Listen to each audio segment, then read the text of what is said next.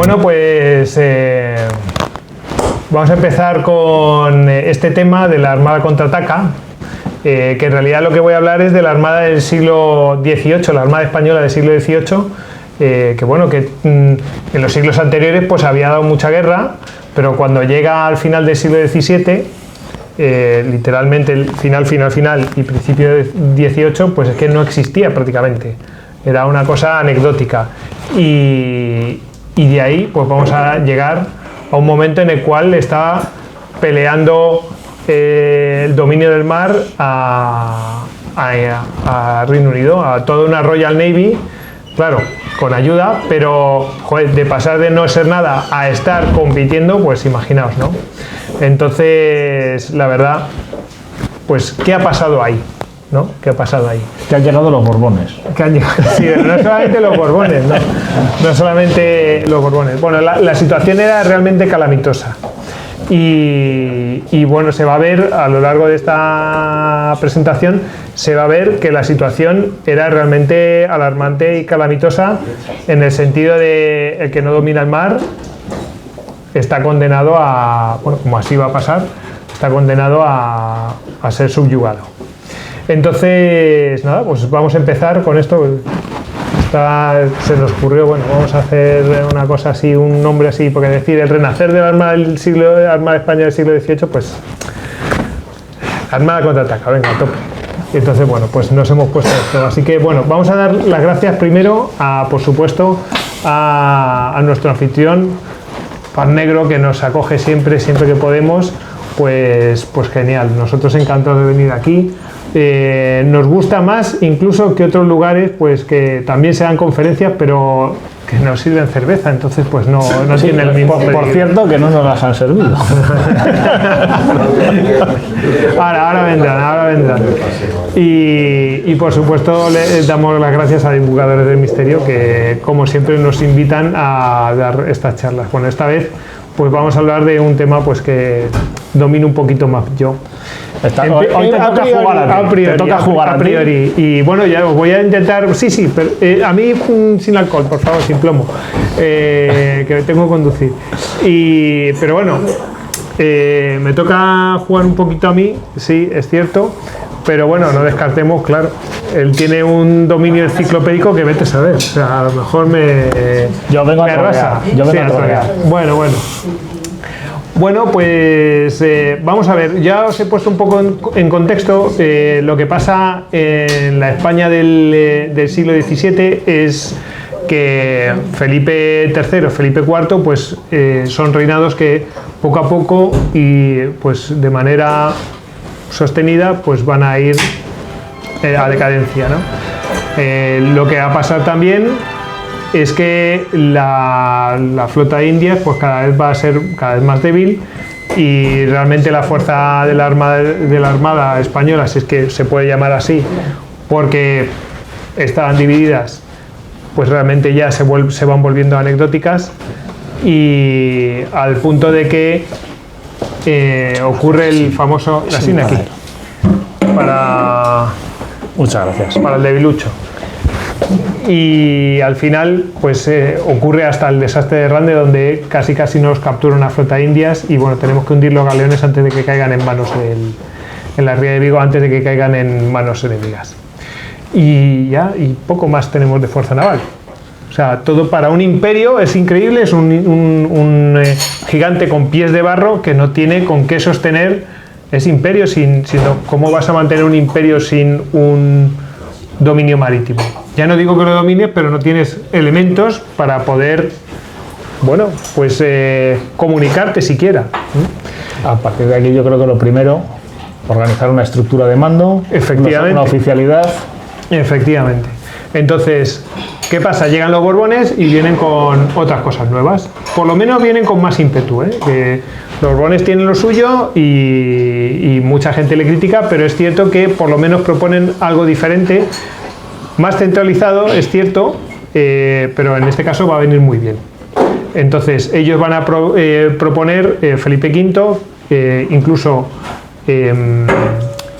ya, bueno, prácticamente eso es por hechos consumados durante la Guerra de Sucesión, que va desde, sí, creo que en 1900 exactamente, hasta 1914, bueno, pues Felipe V, bueno, gracias a su, creo que era su tío, que era Luis XIV, bueno, pues va a utilizar la armada de Luis XIV como fuerza naval casi propia, ¿no? En realidad es el que le está ayudando.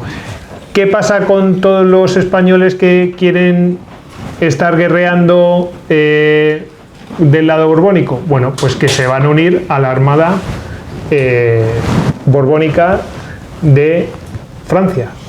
Por ejemplo, un ejemplo de ello es nuestro amigo Blas de Lezo, que efectivamente se va a unir, bueno, pues empieza como guardiamarina allí en la flota de, creo, bueno, no me acuerdo el nombre, así que prefiero no decirlo, pero va a trabajar en la flota borbónica y posteriormente va a tener un combate, efectivamente, para recuperar Gibraltar con la flota borbónica frente a la flota anglo-holandesa. Bueno, entonces, vamos a lo que vamos. Ocurre la guerra de sucesión y una vez que termina la guerra de sucesión, bueno, ¿qué hace el rey? Bueno, pues establece un mando único.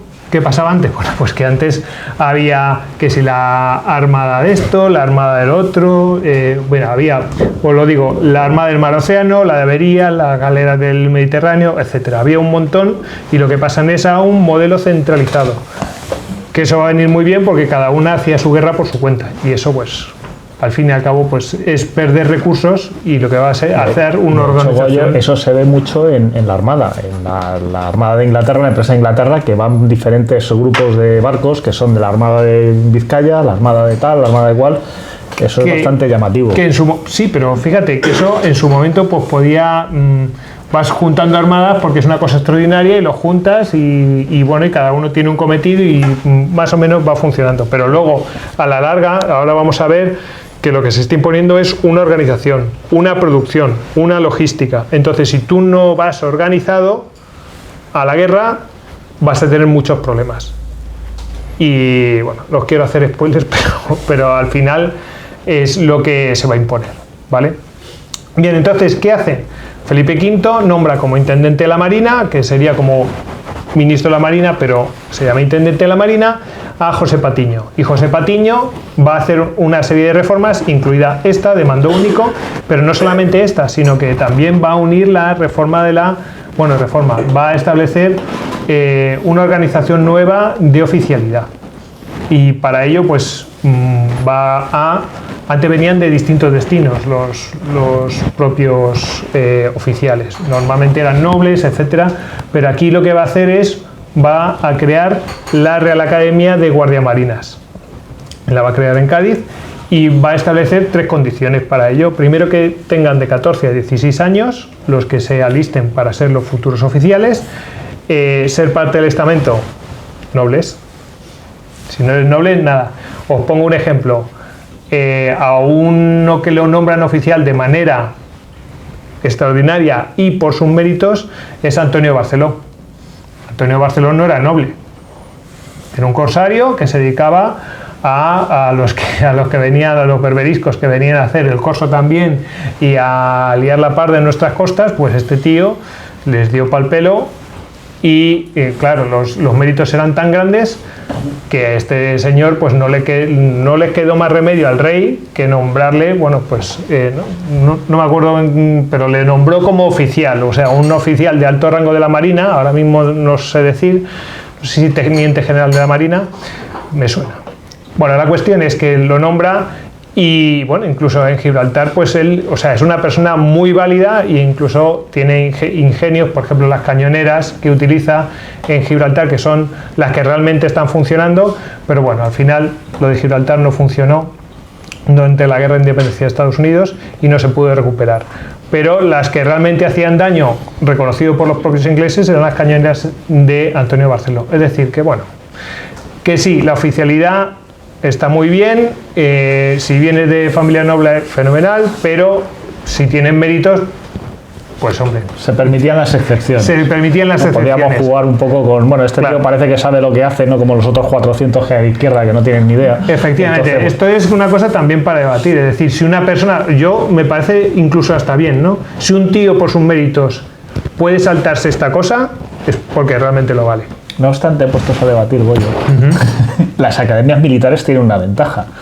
Y es que imprimen si están bien llevadas y si la formación es buena, imprimen un pensamiento único, con lo cual te permite saber lo que probablemente haga el que está a tu izquierda y lo que probablemente haga el que está a tu derecha, porque se os ha enseñado que las cosas se hacen de una manera determinada. Eso suena a juego de Ender a tope.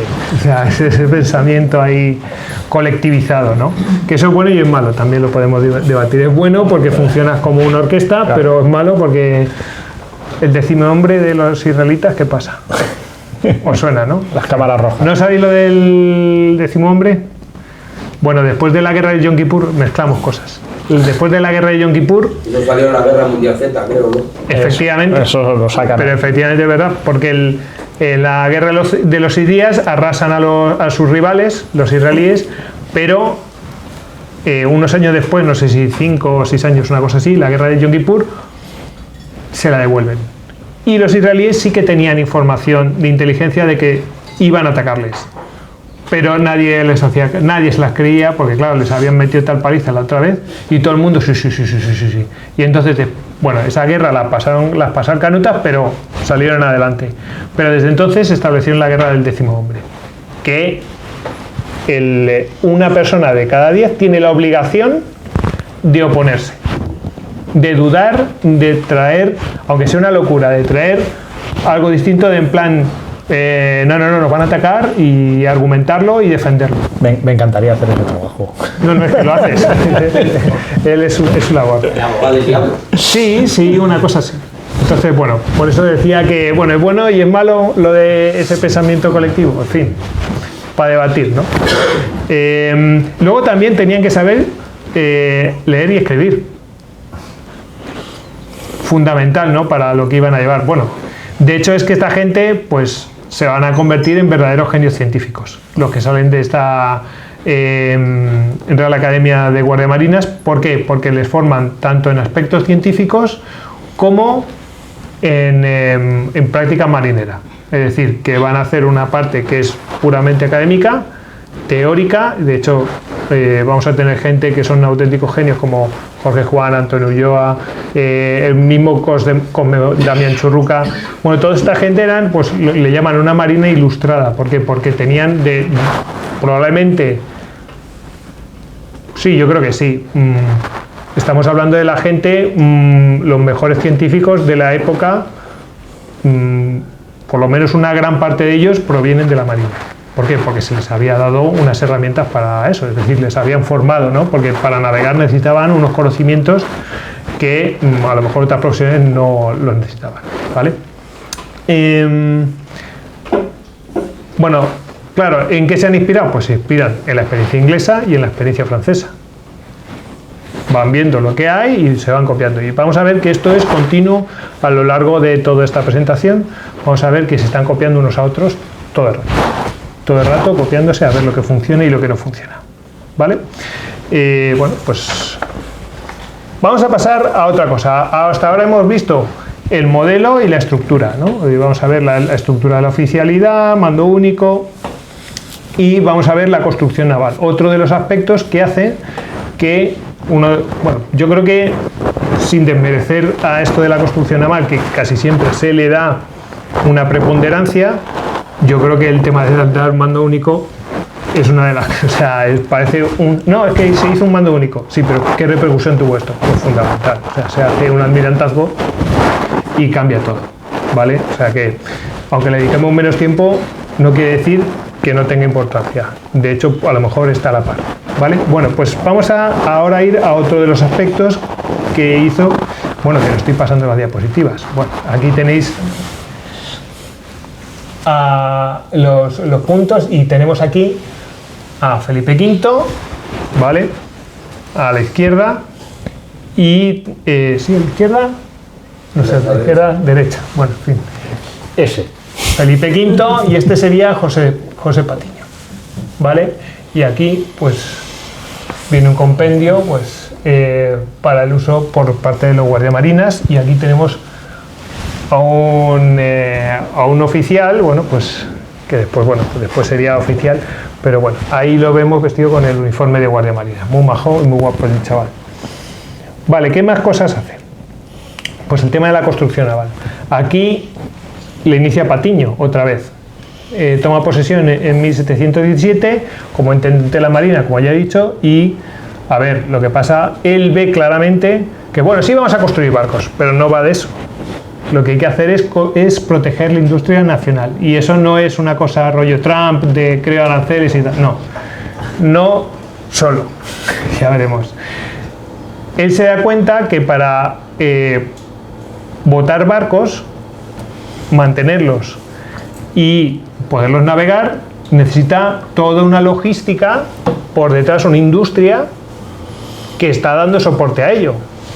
Y él ya describe, os cito textualmente, no había siquiera paraje donde pudiera cocerse un caldero de brea cuando él toma posesión en 1717. Eso quiere decir, o sea, caldero de brea, vamos, la brea para calafatear el barco. O sea, impermeabilizarlo. Para los legos, o sea, como yo. Efectivamente.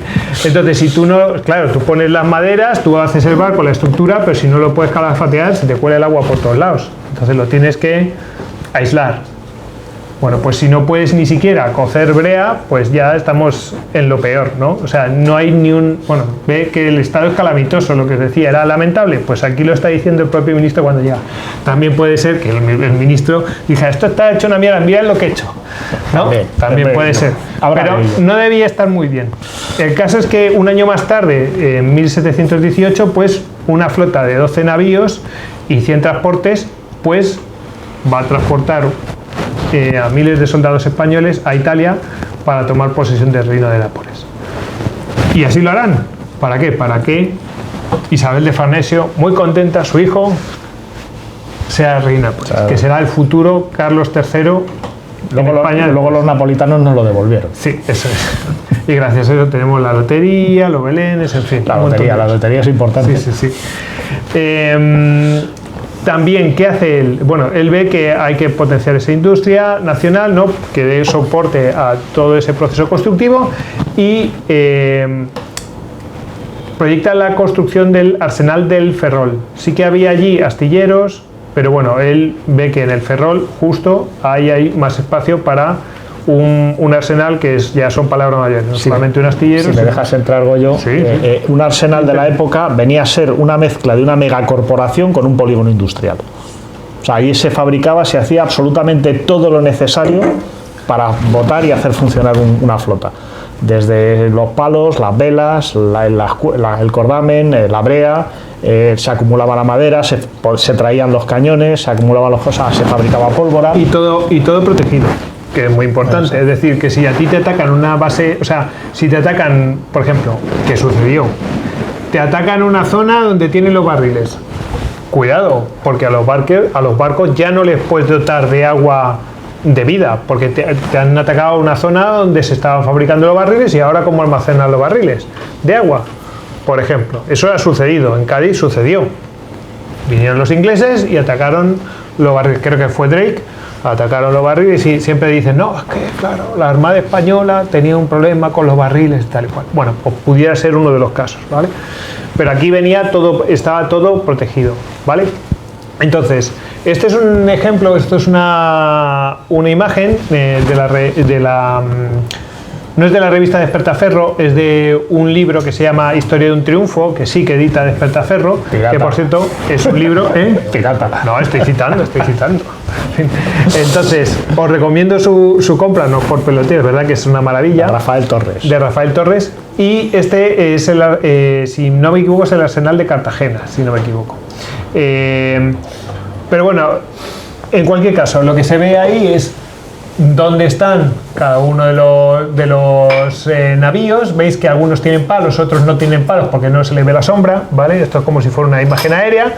Y los que no tienen palos es que todavía no están armados. Cuando se hacía falta armarlos, pues se les dotaba de mástiles y ¡pum!, se le equipaba y a navegar. Lo tenías ahí flotando para cuando hiciera falta ponerlo en marcha.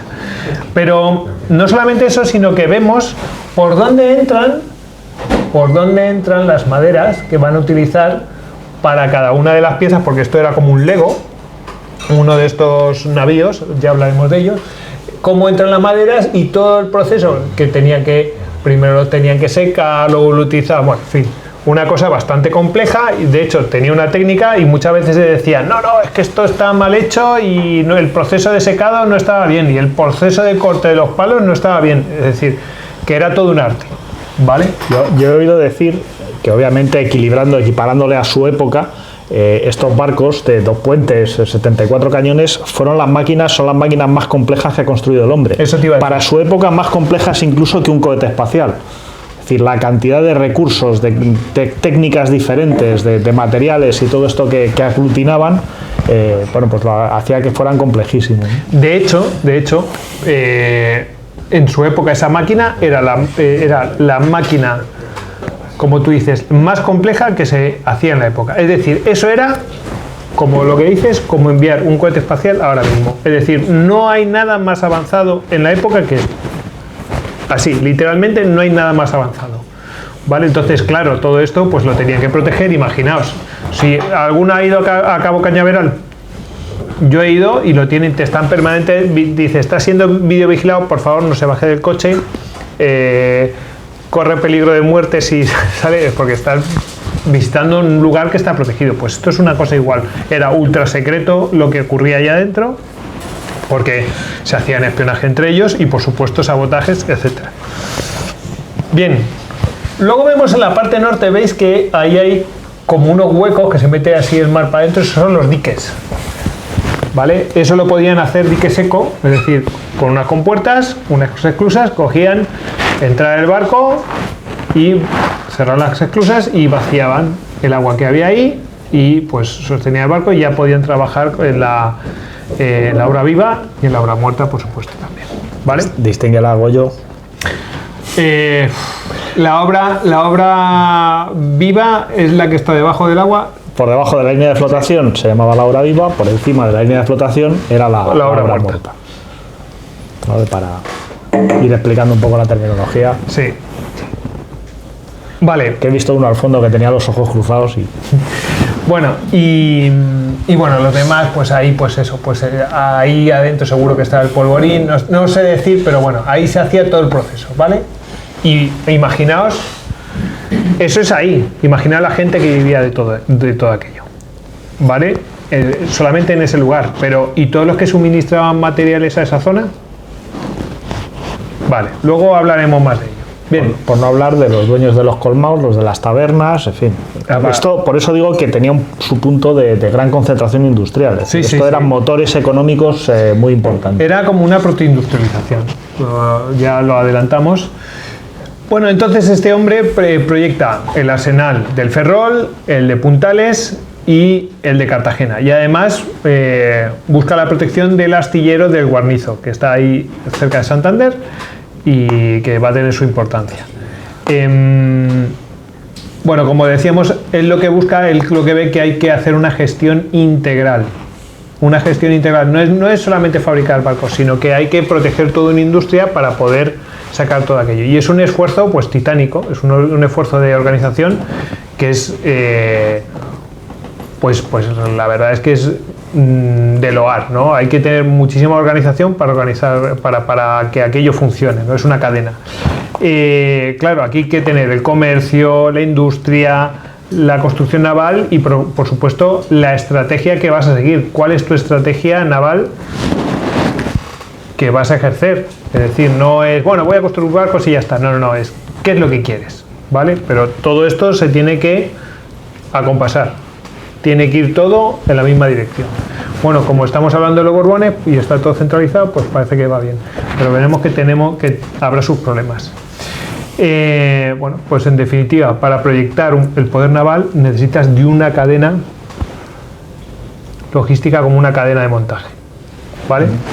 Bueno, hay que mencionar a otra persona, porque aquí estamos hablando de este señor, de José Patiño, pero este hombre y las personas mueren. O los despiden. Entonces este señor va a durar lo que va a durar y entonces le va a suceder el Marqués de la Ensenada. El Marqués de la Ensenada, pues os voy a leer una cita de él que va a explicar muy bien cuál va a ser su estrategia, que va a ser continuista con la de Patiño, pero va a incidir en las cosas que realmente importaban. Dice: proponer que vuestra majestad tenga iguales fuerzas de tierra que la Francia y de mar que la de Inglaterra sería delito, porque ni la población de España lo permite ni el erario puede suplir tan formidables gastos. Pero proponer que no se aumente el ejército y que no se haga una marina decente sería querer que España continuase subordinada a la Francia por tierra y a la Inglaterra por mar. Es decir, que tener tanto como Inglaterra es imposible. Y tener un ejército como el francés por tierra es imposible. Pero no buscar una solución sería una negligencia. La verdad es que es una frase aventurada, lo de decirle al jefe, elige. No puedes tener las dos cosas. Él dice, no puedes tener las dos cosas, pero propone una solución. Bueno, tienes Eso que es como, tenemos un problema, vale, pero dime algo, o sea, tráeme una solución. Como me dicen mis hijos, no, es que no sé qué. Vale, solución, una solución. Propon algo. A lo mejor es un disparate. Bueno, continúa. La Armada Naval de Vuestra Majestad solo tiene presentemente 18 navíos y 15 embarcaciones menores. Inglaterra tiene 100 navíos de línea y 188 embarcaciones menores. Yo estoy en el firme concepto de que no se podrá valer Vuestra Majestad de la Francia si no tiene 100 batallones y 100 escuadrones libres para poner en campaña, ni de la Inglaterra si no tiene 60 navíos de línea y 65 fragatas y embarcaciones menores. ¿Qué quiere decir? Que él proponía, tú tienes que tener un número mínimo para que si te juntas con Francia por el mar, puedas hacer frente a la Royal Navy de Inglaterra. Y tú tienes que tener un número mínimo de batallones por tierra para unirte a Inglaterra, si hace falta, contra la Francia. Y así, o sea, que si te juntas con Francia por el mar, seas tanto más que Inglaterra. Y si tienes que guerrear contra Francia, pues si te juntas con los ingleses, seas tanto más que Francia. O sea, buscar ese te-content. Bueno, pues para llegar a este objetivo, él sabe que tiene que continuar con esa actuación integral. ¿Y qué hace? Bueno, pues una actuación integral. ¿Os suena un catastro que se llama de Ensenada? El catastro de Ensenada. Pues el primer catastro que se hace en España lo hace este señor. Y es público, si vais a la página de Pares, si no me equivoco, ahí podéis consultar el catastro de vuestro pueblo. Entonces vais a buscar el nombre de vuestro pueblo, si está digitalizado, que creo que sí. Creo que no todos, pero el de mi pueblo sí. Y veis lo que tiene vuestro pueblo. Dicen, en este sitio hay tantos bueyes, tantas herrerías, tanto no sé qué, etcétera. Se habla pues de las riquezas que tiene ese pueblo, ¿no? Y de las cosas que disponen. Pues simplemente para ver lo que hay y poderlo poner en marcha o saber de qué puede disponer.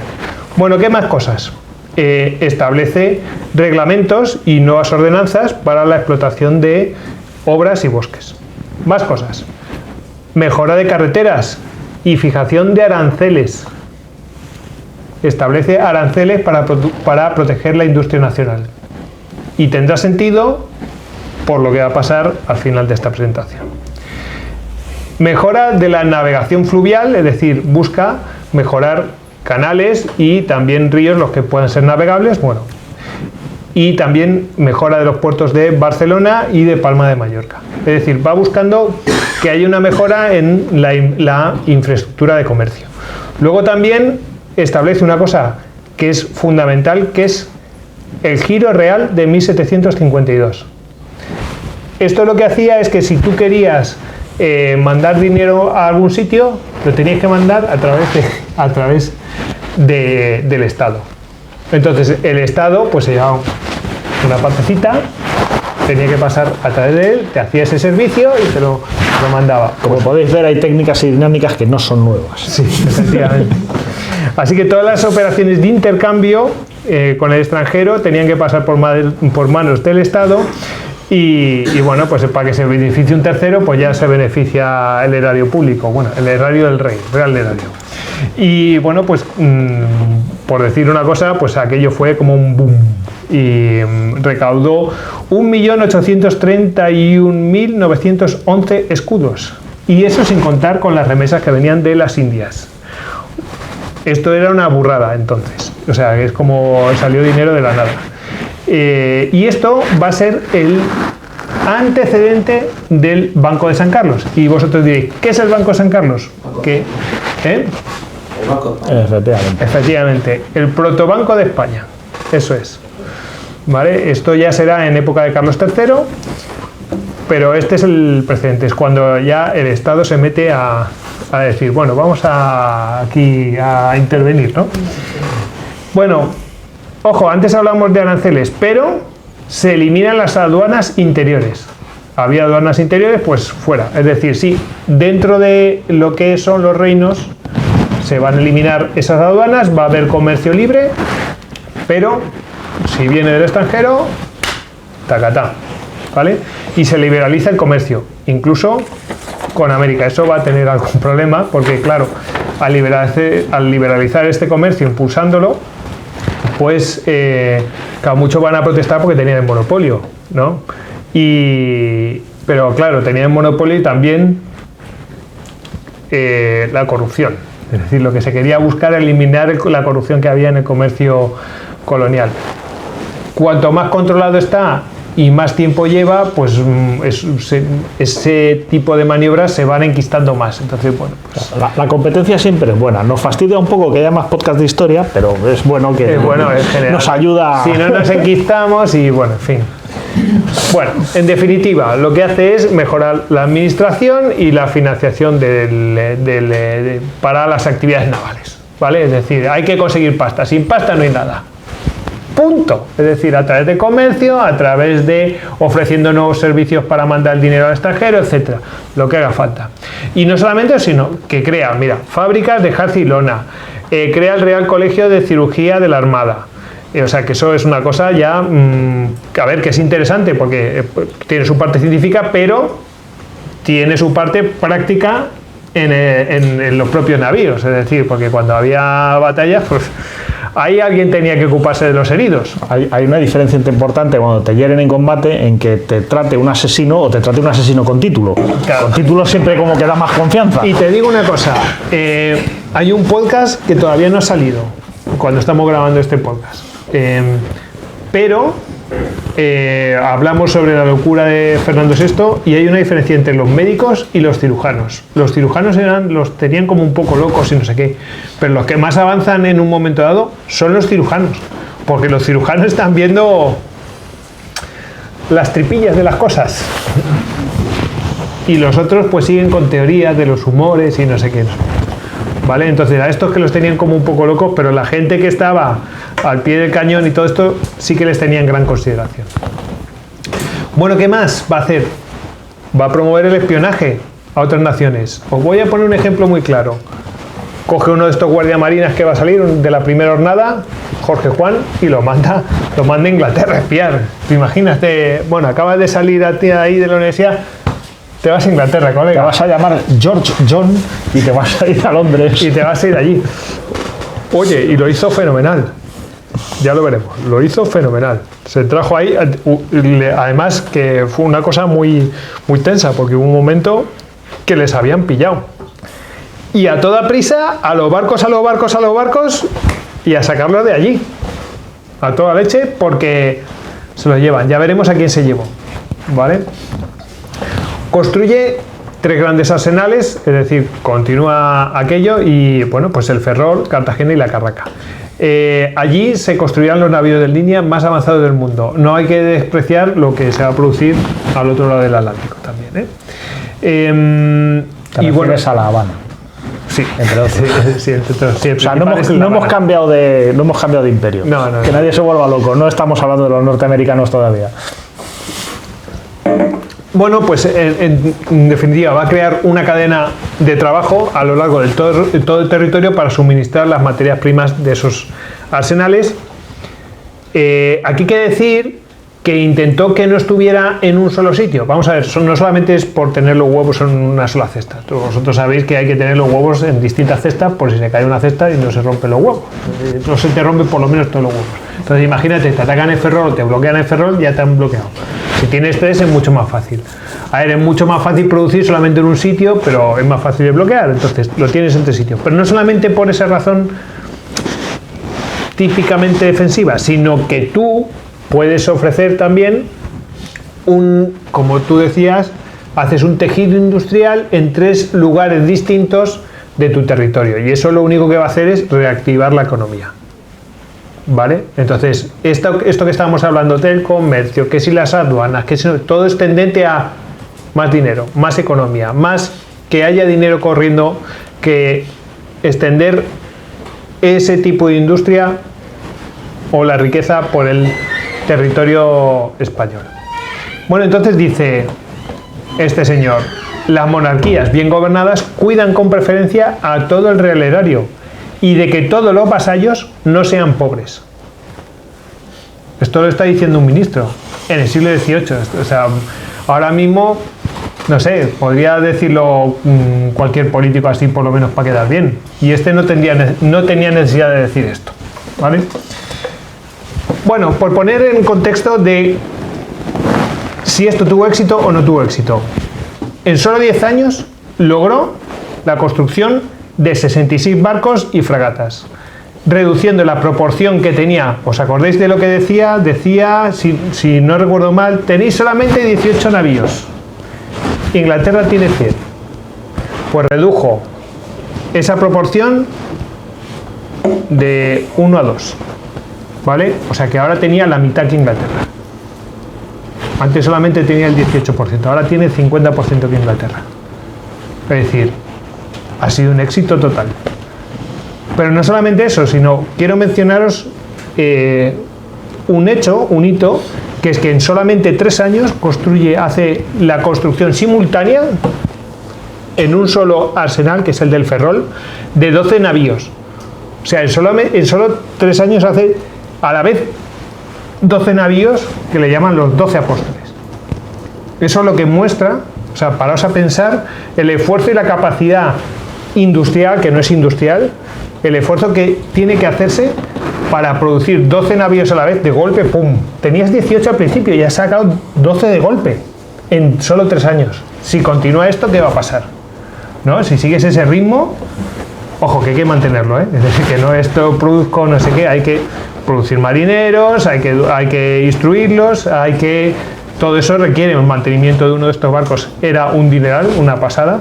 En el libro precisamente este de Historia de un Triunfo habla de los costes de mantener un navío, no solamente construirlo, sino lo que costaba hacerlo. Y ojo, uno de estos navíos, cuando se botaba, luego pasaban los años, luego no se conservaba ni una pieza de ese navío.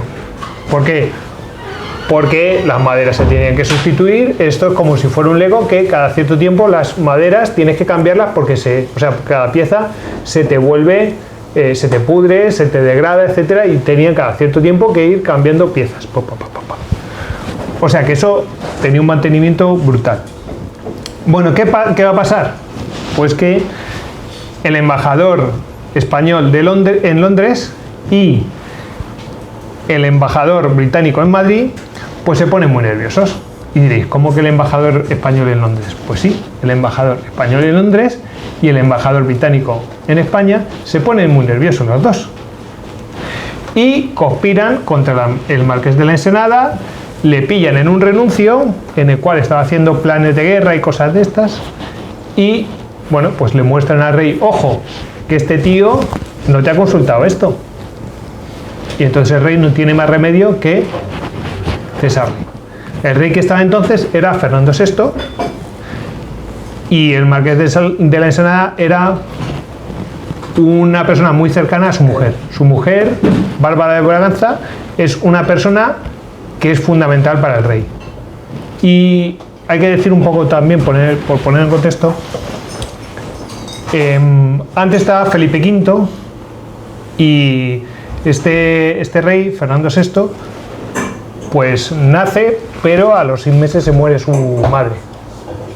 Entonces queda él solo con su hermano. Su hermano, llega un momento que Felipe V abdica, su hermano toma posesión, pero su hermano muere de viruela a los pocos meses. Y él se queda solo. No, se ha criado sin su madre, tiene una madrastra que lo único que hace es tener hijos y buscarle reino a esos hijos. Acordaos de Carlos III, que lo manda a Nápoles y hace guerras por aquello, en fin. Y él está solo. ¿Y quién va a apoyar a esta gente? Pues, por ejemplo, el Marqués de la Ensenada. Entonces, el Marqués de la Ensenada es una persona muy cercana a Bárbara de Braganza, y Bárbara de Braganza va a procurar que salga adelante. Estos, Fernando VI y Bárbara de Braganza, mientras está gobernando Felipe V, los tienen como ¿cómo se llama cuando están en casa encarcelados? Arresto domiciliario. Estuvieron como 10 años en arresto domiciliario. No podían hablar con el primer ministro ni con ningún ministro y tenían que decir con quién y no sé cuántos. O sea, una cosa bastante grave. ¿Quién les daba bola? Este señor. Entonces, cuando destituyen a este señor, una cosa bastante grave. Luego, ¿qué pasa? Se muere Bárbara de Braganza y este tío se vuelve tarumba. Ya no tiene nadie.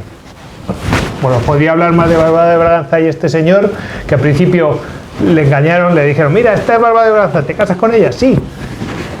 Cuando la conoció, cuando la vio, dijo, pero me habéis engañado, esto es como ir al Tinder, que me engañas. No, pero al final él estaba tan solo y la otra realmente, pues, le apreciaba y era la única que le comprendía y todo eso, pues estaba muy enamorado, se querían mucho.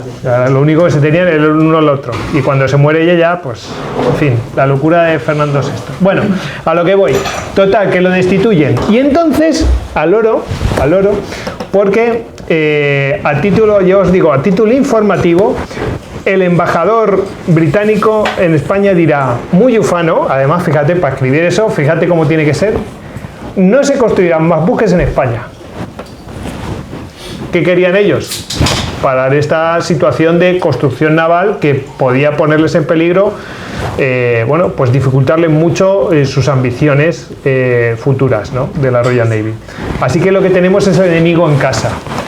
Es decir, no solamente es un tema de construcción naval y todos en la misma dirección y que todo esté unificado, sino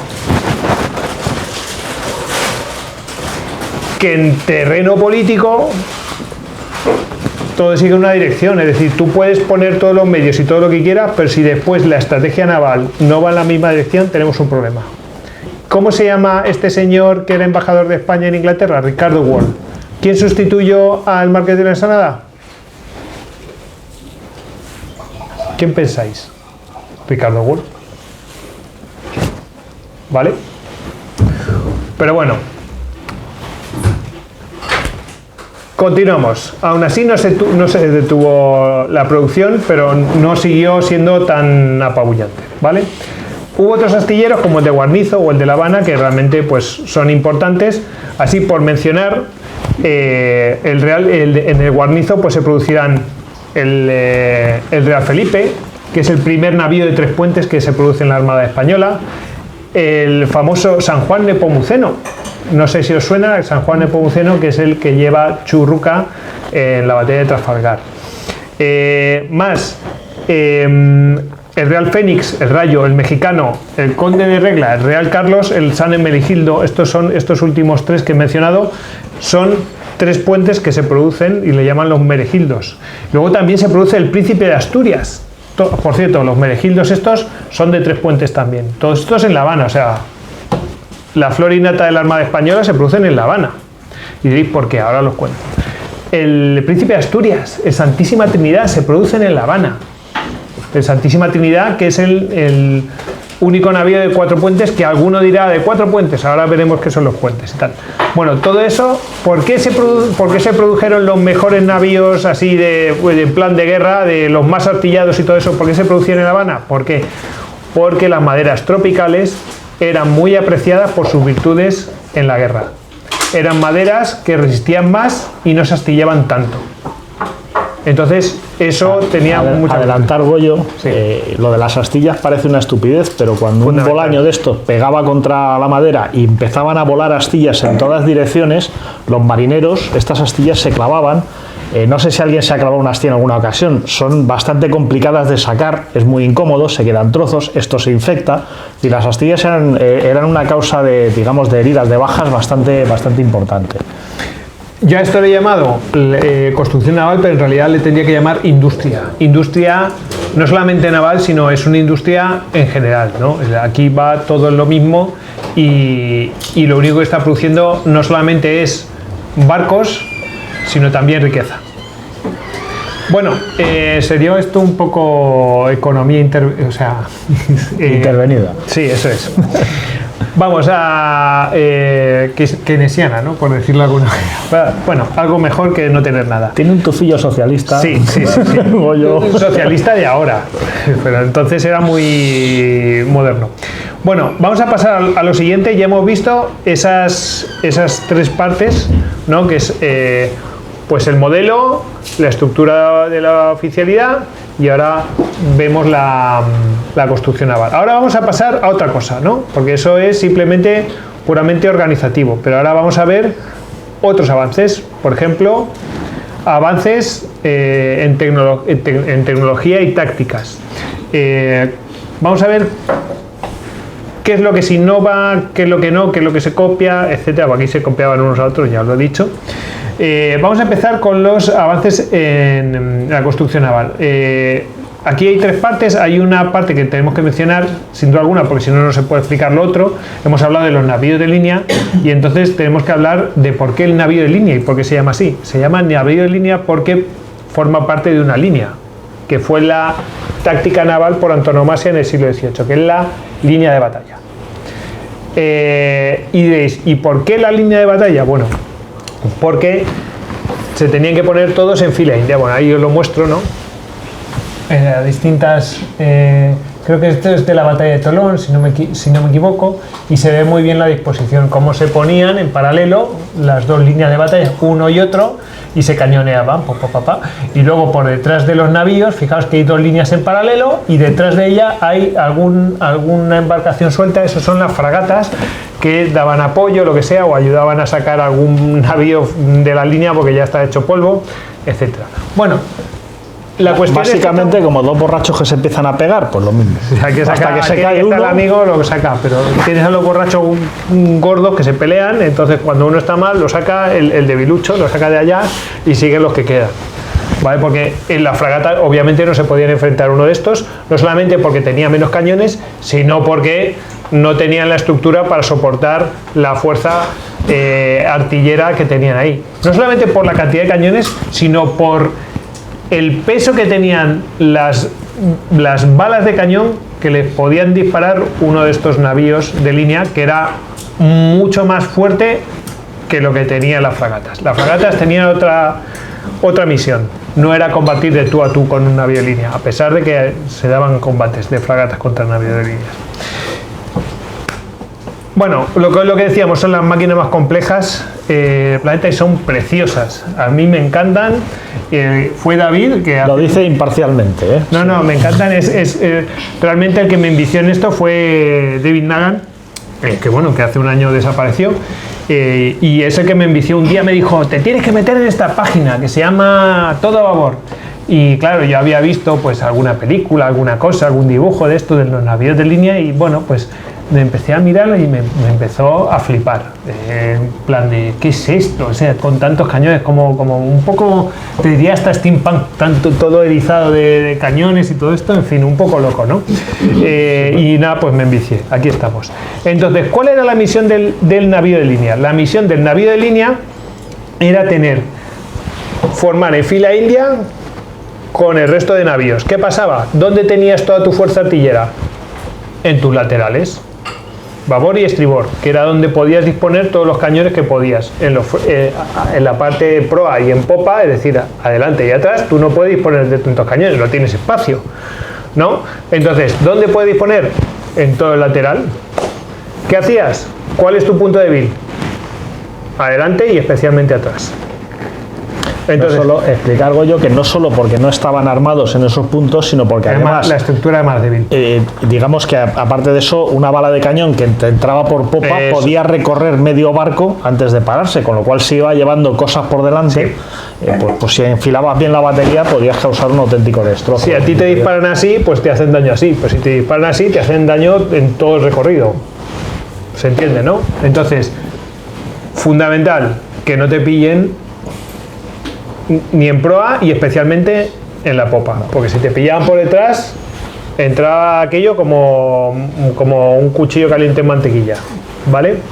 Entonces, y además le rompía las vidrieras al capitán, que eso, sentaba... y el camarote, no, eso le sentaba de pena. Entonces, la estrategia es: pasan de combatir en bloque, esto se promueve en las guerras anglo-holandesas, que hay 2 guerras, y pasan de combatir en bloque a formar en línea, y entonces no ofreces tus puntos débiles, pero sí ofreces la mayor capacidad de potencia de fuego. ¿Por qué? Porque puedes disparar con todos tus cañones respecto a un rival que va en bloque o lo que sea. Entonces, el navío de línea se especializa en esto, es decir, va como muy a la par las tácticas con la tecnología de esos navíos. Entonces, al final, una cosa que fue antes el huevo o la gallina, no sé decir, yo creo que fue a la par unas necesidades con otras. El huevo, Goyo, piensa en los reptiles. Sí, vamos a poner un poco en contexto, mirad. Aquí, ¿cuál es el predecesor del navío de línea? El galeón. Los galeones que hay al comienzo, pues los galeones que llevan pues eso, en el siglo XVI, en el siglo XVII, pues van a ir evolucionando y cada vez van a tener mayor capacidad artillera. ¿Qué pasa que tienen? Al principio la forma de combatir de galeón, pues sí, tiene artillería, todo esto, pero no son cañones muy pesados, etcétera. Pero y los combates pues van a intentar ser más a lo que le llaman a la galana, ¿no? Bueno, pues a ver si hay un abordaje o lo que sea, pero pronto se va a ver que aquello no va a ningún lado y lo que importa son los combates artilleros. Y van a ir evolucionando estos galeones, que si os fijáis en la imagen, esto es un galeón del siglo XVII y que tiene su castillo de popa, su castillo de proa. Los castillos son zonas más altas para proteger, para si te asaltan el navío, si te asaltan el galeón, si hay un abordaje, pues son reductos donde tú te puedes defender y echar a los enemigos en un contraataque. Es decir, es una protección, pues como si fuera en tierra. Tú tienes un castillete o una torre donde tú te puedes proteger, guarecer y después contraatacar y expulsarlos del navío. Bueno, pues esto es un poco la cosa. O sea, decir que sí, que tú tienes tu artillería, pero tú sigues manteniendo eso de por si acaso, ¿vale? No sé, aquí no busco, ahora mismo es impensable, ¿no? ¿Os imagináis un battleship, un acorazado que tuviera algún lugar, un reducto para protegerse por si le abordan? Pues no, pues es un poco loco. Pues entonces todavía se mantenían. Bueno, esto de aquí sigue siendo un galeón, pero es de principios del siglo XVIII, ¿vale? Pero si os fijáis hay algunas a mí no me parece el castillo de por ejemplo, de popa ya no es tan... se va difuminando y además le hemos metido piezas artilleras ahí, ¿eh? Y el de proa casi no está. Que esto es un galeón, es un navío de línea. Bueno, vamos a ir evolucionando y el navío de línea en realidad pues va adquiriendo esta forma. No va teniendo tanta altura, sino que se va reduciendo en altura y vamos ofreciendo cada vez más piezas artilleras. ¿Por qué reducimos altura? Primero, porque ya no hace falta tener esas defensas y en segundo lugar ofrecemos menos blanco y además bajamos el centro de gravedad que va a favorecer la navegación, ¿vale? Aparte de otras modificaciones que va a haber en el aparejo, etc. ¿Vale? Entonces vamos evolucionando esto, fijaos cómo ha cambiado la proa, ya va cambiando. Y aquí tenemos el navío más moderno que se hizo en la Armada Española. ¿Vale? ¿Difiere? Sí, o sea, parece que son iguales. Parece que son iguales, pero fijaos, ya va prácticamente al ras, todo recto. es más alargado, el aparejo ha cambiado y lo que intentamos tener es cuantos más cañones mejor en el menor espacio posible, ¿vale? Más artillería. Este es un navío de 2 puentes. Si es de un puente, es una fragata, ¿vale? ¿Cómo se sabe que son de 2 puentes? Pues es cuántas cubiertas con cañones tienes. En este caso tenemos 2 cubiertas con cañones. Se ve perfectamente, ¿vale? Se ven las líneas amarillas con las troneras, ahí van los cañones, se ve perfectamente. Ahora vamos a ver de 2 puentes, de 3 puentes. Vamos a decir un par de cositas.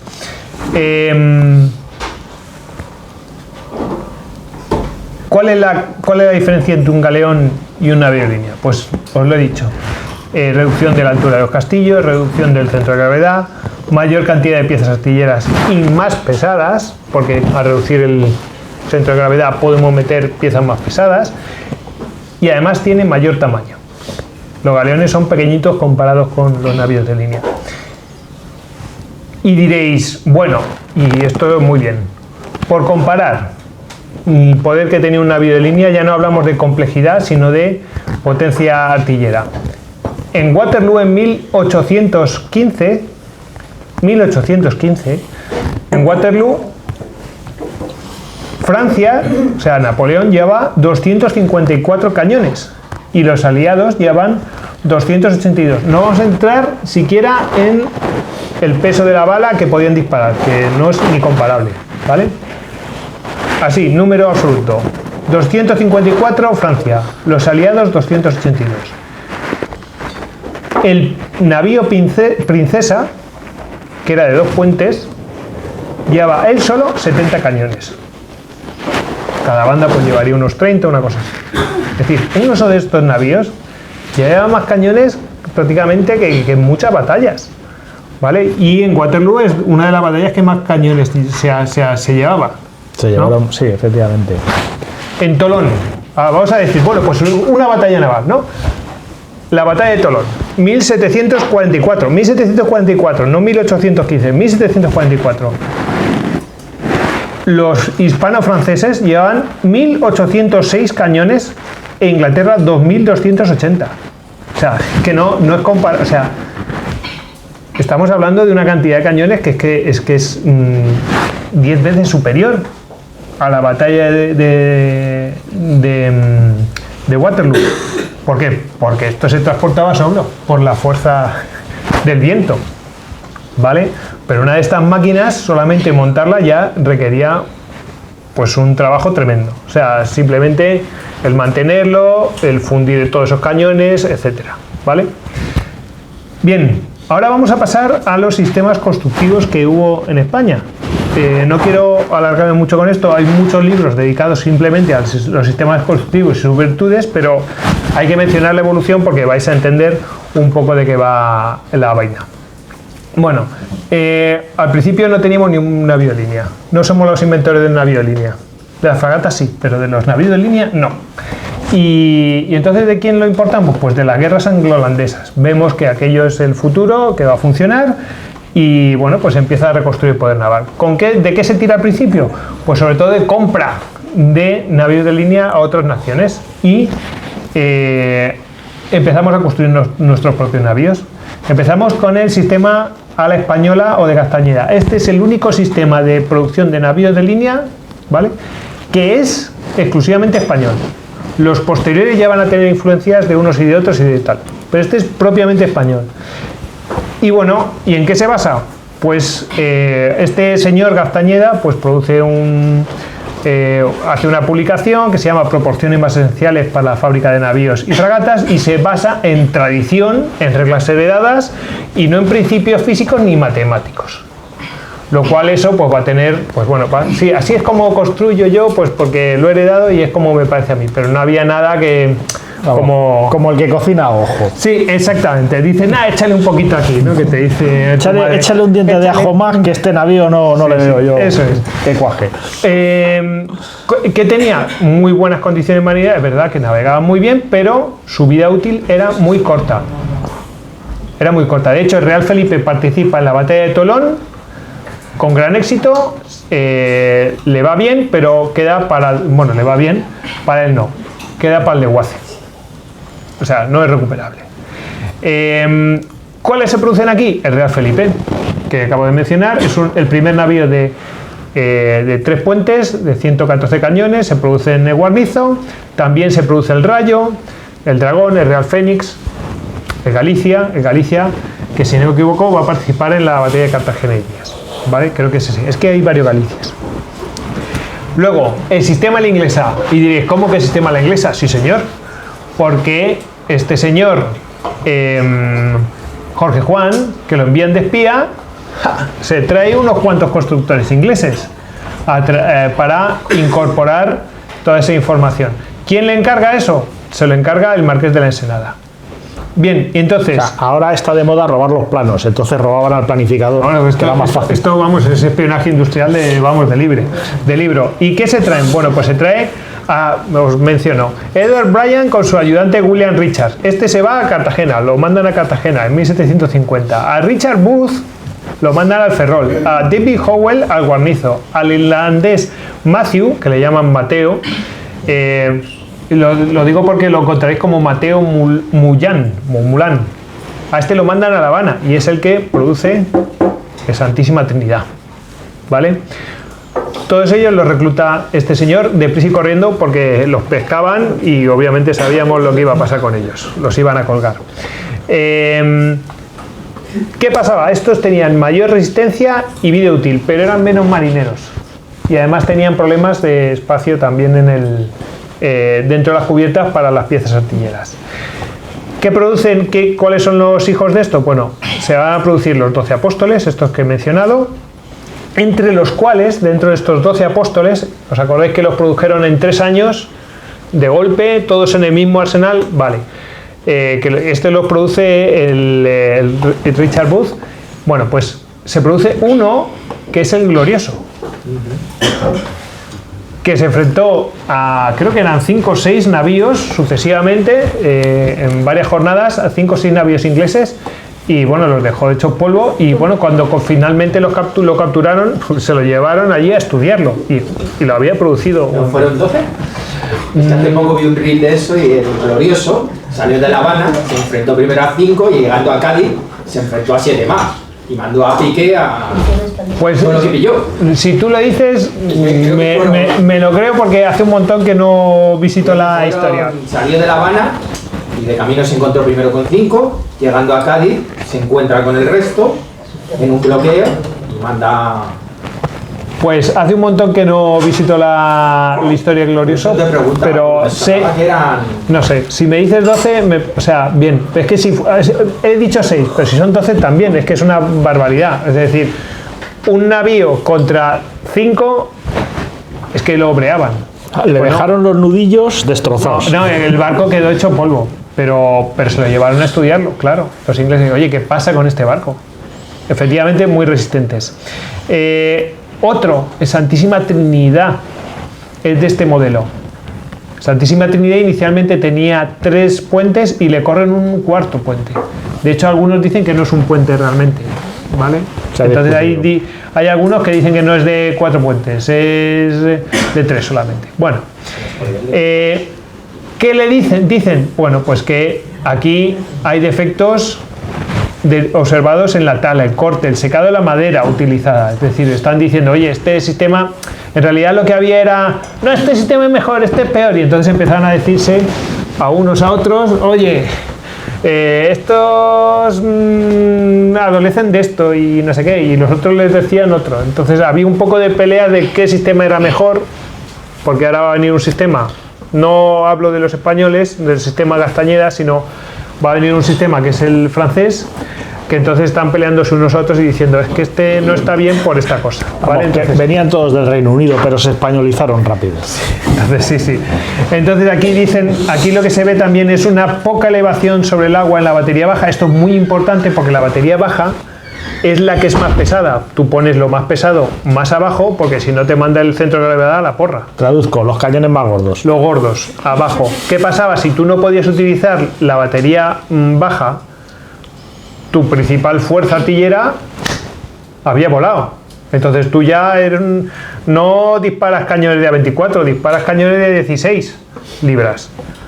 Entonces si te enfrentas a uno que dispara de A24, te va a brear.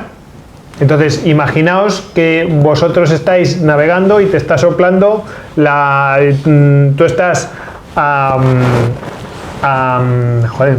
barlovento, tú estás a barlovento, es decir, le tiene ganado el viento al otro y entonces se te inclina el navío. Tu batería baja también se inclina. Si está muy inclinado, no vas a poder disparar bien y se te puede llegar a inundar la batería. No vas a tener el ángulo suficiente para poder disparar al enemigo. Entonces esto va a importar también. Entonces se le acusa también de eso, de que esa batería baja es demasiado baja, amigo, y a lo mejor no puedes utilizarla. Que también tenía poco aguante a la vela y poca velocidad. Por eso ya lo hemos dicho que no eran muy marineros, pero eran muy resistentes. Y van a venir con el sistema francés, el sistema Gautier. Gautier era uno de estos ingenieros navales que habían traído de Francia, precisamente porque aquí no había mucho ingeniero naval. Y entonces lo traen aquí y llega un momento pues que viene lo nombraron como para organizar la construcción naval. Y entonces aquí cambia un poco y va a cambiar la relación eslora-manga, es decir, la eslora a la manga es cuánto de largo es respecto al ancho que tiene el navío. Aquí los va a alargar más, es decir, van a ser más veloces, pero también van a tener un menor poder artillero porque tenían un problema de espacio para la artillería y sobre todo de estabilidad, ¿vale? Es decir, son más veloces pero son menos estables, entonces cuidado, ¿vale? ¿Qué navíos se botan aquí?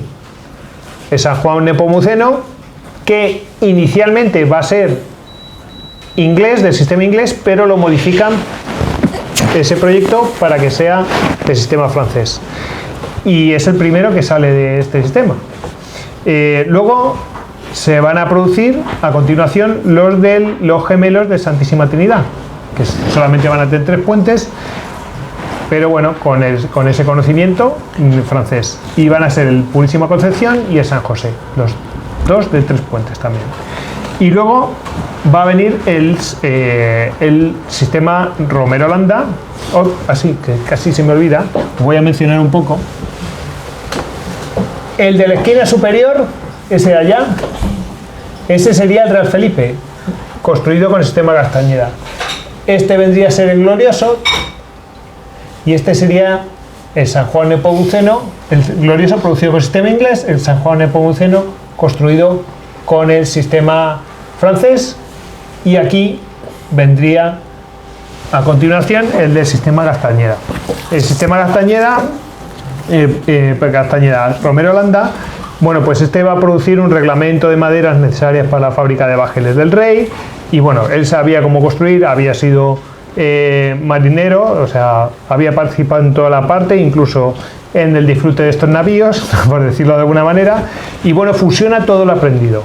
Y lo hace también, además de en base no solamente a la tradición, sino también a su experiencia científica, etcétera.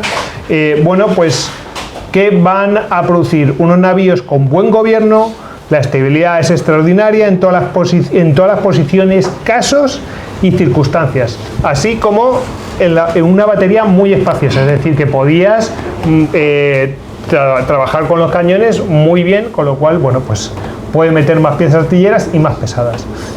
Lo que pasa es que a veces tenían algunos problemas con cabezadas, pero bueno, considerando como los problemas que tenían los anteriores, pues esto es glorioso, ¿no? Tienes unos navíos estupendos. Cabezadas, Goyo.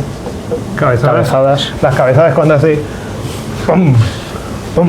Claro, eso podía tener su peligro en un momento dado porque sufría la estructura del buque. ¿Qué navíos se producen aquí? Se producen los ildefonsinos, porque toman el nombre de uno de los navíos, que es el San Ildefonso, que son de 2 puentes todos ellos. Y aquí tenemos el San Ildefonso, el Intrépido, el Conquistador, el Infante Don Pelayo, el San Francisco de Paula, el Monarca, el San Telmo, que terminó dicen algunos, en la Antártida. Parece que perdió el timón y solamente podía ir en una dirección. Hacia el norte. Y allí lo vieron hacia el sur. Bueno, la Antártida, claro. Lo vieron para el sur, hasta luego. Por eso se dice que terminó en la Antártida. Claro. Había algunos que dicen que bajo unos hielos se veía alguna cosa, no sé qué. Eso sería un tema para alguien que le guste el misterio y indagar, pero claro... Que aquí no hay nadie de eso. Claro, no. En fin. ¿Qué produjeron también en este sistema? Los Meregildos, o serie Santa Ana de Tres Puentes. El Santa Ana, mítico de Trafalgar. El Mexicano, el Conde de Regla, el Real Carlos, el San Hermenegildo, el Reina María Luisa y el Príncipe de Asturias, que lo vemos aquí. ¿Vale? Los mejores navíos de Tres Puentes que jamás tuvo la Armada Española. Y eran los mejores navíos de Tres Puentes, de largo, que tenían... de hecho, los franceses no tenían porque los habían perdido en Abukir. Luego hablaremos de ello. En ese momento sí tenían, luego dejaron de tenerlos. Y luego los ingleses, bueno, pues quizá podríamos estar con ellos, pero los más modernos eran estos y los mejores. De hecho, eran cotizados por ellos, o sea, están detrás de ellos. ¿Qué produjeron también?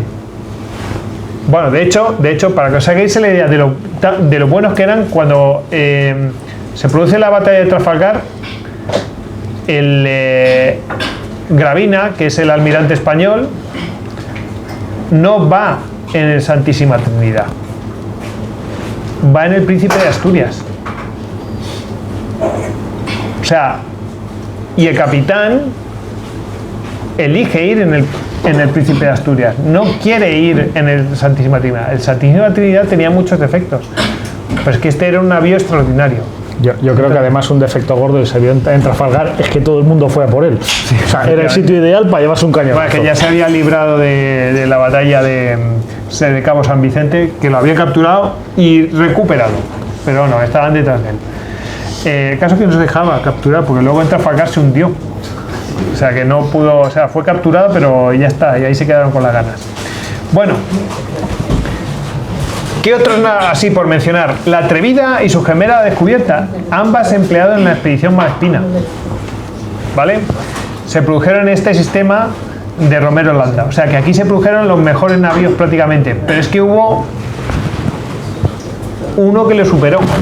Ya en el último momento, en el último tercio, nada, ahí ya, al final, pues se produjo el sistema Retamosa, que este ya perfeccionó el sistema de Romero Landa, porque él era como el pupilo de Romero Landa. Y bueno, lo perfeccionan los planos de los ildefonsinos y produce los mejores navíos que hizo la Armada Española, y probablemente los mejores navíos de línea que jamás ha habido, que son el Neptuno, el Argonauta y especialmente el Montañés. Las mediciones y los testimonios que hablan son auténticas, siempre pues muy elogios, pero elogiosos, súper veloces. Las propiedades marineras eran extraordinarias, superiores a las de los mejores extranjeros. O sea, que estábamos hablando que ya se había perfeccionado esto. Qué pena, porque ya se acababa el tiempo. Para entonces, estamos ya en una crisis, de la que hablaremos a continuación. Artillería, no sé cómo vamos de tiempo. No veo un cuerno, así que da igual. Quedan 40 minutos. A hablar. Vale, pues acelero. Artillería, muy rápido. Artillería, muy rápido. Pasamos del bronce al hierro. Te voy a interrumpir, pero es que luego el que tiene fama de enrollarse soy yo. Bueno, voy contando yo. Ya aprovecho cuánto. Pasamos de bronce a hierro. ¿Y qué? ¿Por qué? Porque no habéis oído que el hierro tenía un problema. El hierro tenía un problema de que si se calentaba demasiado explotaba y tenía una vida útil menor. Es decir, se producían X disparos y a partir de X disparos, además si eran muy seguidos, pues eran menos disparos. Es decir, la vida útil era X disparos, pero si hacías no sé cuántos seguidos, a lo mejor te explotaba. ¿Vale? Entonces tenías que tener mucho cuidado. El hierro no avisaba. Explotaba y mataba a los que estaban alrededor. Punto. ¿Vale? El bronce se deformaba. Avisaba. ¡Uy! se deforma y ya, y se había deformado, ya no puedo disparar, punto. ¿Vale? ¿Qué pasaba? ¿Por qué se pasa del bronce al hierro y todo el mundo opta por el hierro? Porque, bueno, para empezar, el hierro tiene una dificultad. ¿Por qué no se hacían de hierro antes? Porque requiere altos hornos. Y es una tecnología que no todo el mundo tiene, pero bueno, ya va avanzando y bueno, empieza a tenerse. ¿Y qué pasa? Que salía de 10 a 15 veces más barato producir un cañón de hierro. Entonces, pues, hombre, de hierro. De hierro salía de 10 a 15 veces más barato porque producirlo era más barato, porque la materia prima era más barata, etcétera, era más, era menos escasa, por decirlo de alguna manera. Que no todo es recaudar impuestos, sino que hay que saber gastar. Hombre, también. También hay una discusión, así, hablando del tema de la artillería, porque claro, si estamos hablando de poner más cañones, pero oye, ¿y qué hacen los cañones, no? Hay que ir a las cosas, ¿no? ¿Qué hacen los cañones? Bueno, pues hay una discusión de si cañones más largos o más cortos. ¿Qué es mejor? ¿Tenerlo largo, tenerla larga o no? Estamos hablando de eso. Y entonces aquí hay dos personas que intervienen. Un tal Rovira, que es muy importante también en la artillería naval española, que dice, la longitud de las piezas da más peso, porque cuanto más largo, más pesa. Obvio. Además es difícil acertar a distancia. ¿Para qué quieres un cañón más largo? Cuanto más largo, más lejos llegas. Pero es muy difícil acertar igualmente. Esto no es como la artillería de ahora. Ahí no eran cañones que tenían el ánima estriada y tal, no giraban sobre sí mismo, era bala rasa y a ver si le dabas. Además todo esto con los cabeceos, en fin, una historia, ¿no? Bien, entonces escribe este hombre: cualquier pieza, por corta que sea, podrá arrojar sus municiones con fuerza competente a la distancia a la que se pueden batirse los buques sin malograr sus disparos. Es decir, que donde tenemos que combatir me da igual si es larga o corta, porque vamos a combatir a una distancia más bien corta. Otro señor, Mazarredo. Mazarredo es el mejor táctico naval español del siglo XVIII. Y escribe: no hay decisión en el combate si no es a corta distancia. Esto ya lo decía, parece que lo inventó Nelson, pero ya lo estaba diciendo Mazarredo muchos años antes. Dice, las batallas decisivas son a corta distancia. Punta. O sea, punto. Si tú quieres hacer daño, tiene que ser a corta distancia. Entonces, ¿para qué quieres un cañón largo? No tiene sentido. Bueno, sí, la tranquilidad del que va a estar en el barco, y si le disparamos de lejos, igual no nos dan. Sí, sí. A corta distancia la cosa se hace muy personal. Efectivamente. La mayor longitud no suma a corta distancia, sino que solo añade impulso. Y ahora veis lo que se impulso. Mayor impulso supone perforaciones limpias. ¿Y eso te interesa, perforaciones limpias? No. No, porque no dispersa la metralla. Bueno, y no dispersa la metralla. Si metes un cañón de metralla, va todo así. Si disparas un cañón de metralla con un cañón más corto, se abre. ¿Vale? Pero ¿qué pasa? Por experiencia, dice textualmente, la experiencia demuestra que para un muerto o herido por bala gruesa, a larga distancia, son 20 de astillas y metralla. Es decir, que tú, con un cañón corto, que no tenga tanto impulso, tú le metes al casco del enemigo, como se ve en la imagen, te abre, aunque no atraviese esa bala, te saltan tantas astillas que a todos los que están alrededor es como si le disparas metralla directamente. ¿Vale? Entonces, este hombre Mazarredo, pues un poco inmisericordia, pues dice eso. También dice una cosa muy bonita. Además, te voy a decir, el herido tiene una ventaja, es que está ahí tirado pegando gritos, con lo cual está comiéndose la moral de los de alrededor, y si te lo quieres llevar a la enfermería necesitas a dos personas que ya no están en la línea de combate. O sea, ya no están manejando el cañón, están bajando a este señor a la enfermería. Mazarredo, hay una cosa que me encanta, que dice... Que gastan más. Un herido gasta más que un muerto. Claro, además, hombre, hay que reponerlo o tirarlo discretamente, pero lo suyo es reponerlo. Hay una cosa que dice, hay otro tipo de tiro que es el de bala roja, que era que la calentaban, lo metían en el cañón y lo disparaban, pero si se quedaba incrustada esa bala, creaba incendios. Y decía que por piedad que hasta que no dispararan los otros balas rojas no se hiciera por parte de los españoles. No sé, me parece como que estas reglas de la guerra del siglo XVIII, ¿no? En plan de no utilizamos bala roja. También te diré que tener encendidos los hornos en pleno combate tenía su gracia. Porque sí, pero esto lo decía como por misericordia. O sea, es muy curioso. ¿Solo me suena excusa a mí? Sí. Bueno, acortamiento de las piezas. Dice Antonio Ulloa sobre ello, porque obviamente gana lo de acortamiento de las piezas, y dice: ninguna nación ha llevado su valentía hasta el extremo que la nuestra en la disminución de las longitudes y fuerzas de las piezas de la marina. Esto lo dice directamente Antonio Ulloa, en fin, que es el que se fue a medir los meridianos, que ya lo explicaré, con Jorge Juan. Reducción del viento. El viento es el hueco que hay entre la bala y el cañón. Entonces, si tú lo reduces y haces las piezas casi milimétricas, la pólvora va a impulsar y no se va a perder, va a ser mucho más eficiente y va a tener más potencia el cañonazo, ¿vale?